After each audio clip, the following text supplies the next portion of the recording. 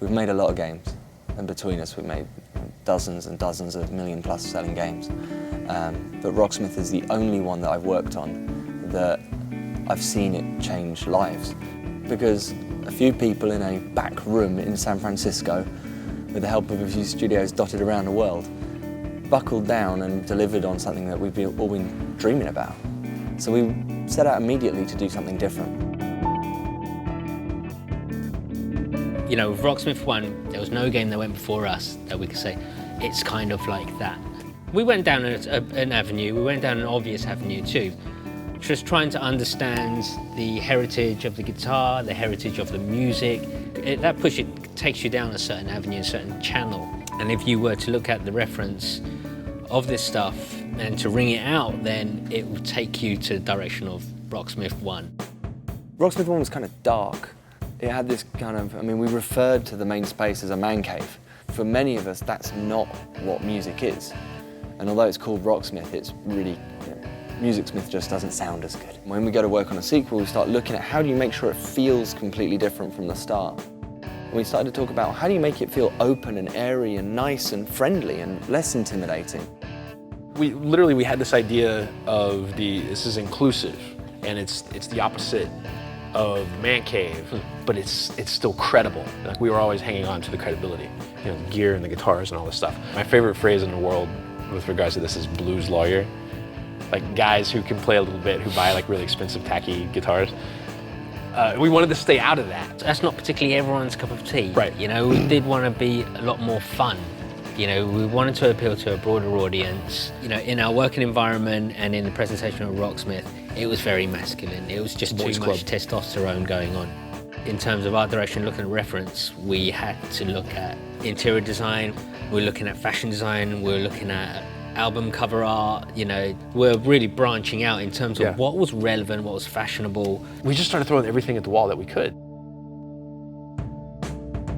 It's not like we walked in one day and said, there's a white wall and some wood. And like, no, that was like a good 3 months.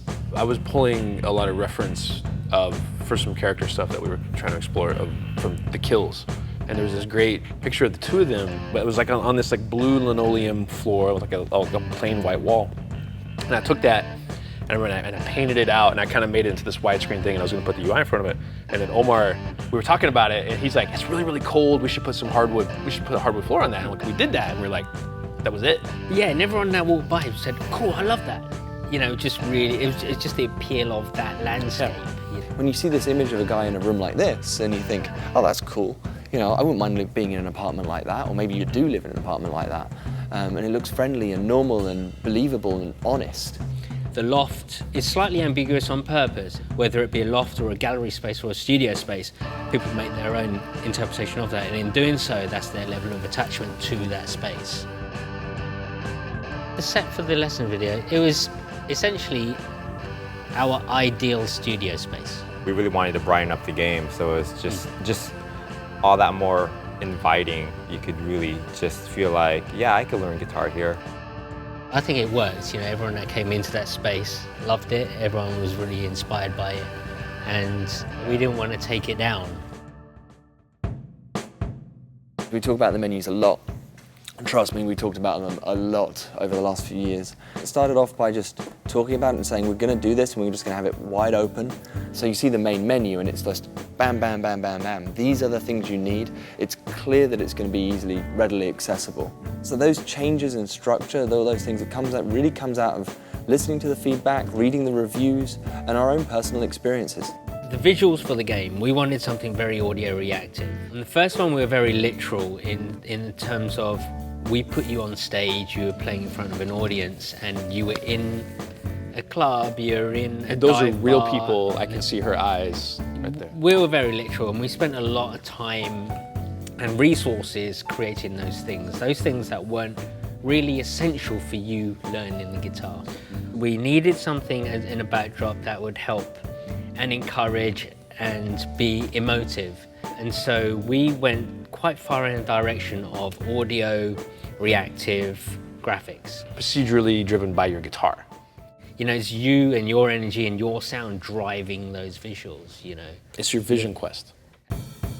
The only area that we're really full on with stylistically was the guitarcade area. You know, it had to be a contrast. It had to go bang. You know, you're in guitarcade. It had to really shout out at you. But even then, you're not literally in an arcade. No. Which, but again, was another happy accident because we were going to do that, and then we had to dial it back. Yeah. I should say that we did it on purpose and we look like geniuses. Aesthetically, games are like stunted, right? And so there's always that little bit of like, we can do better than that. There's this pursuit for realism, isn't there, which is one direction. And that's just one side of it. I think in video games, there is a level of responsibility to do something very creative as well and really branch off in that direction. And we're not bound by reality.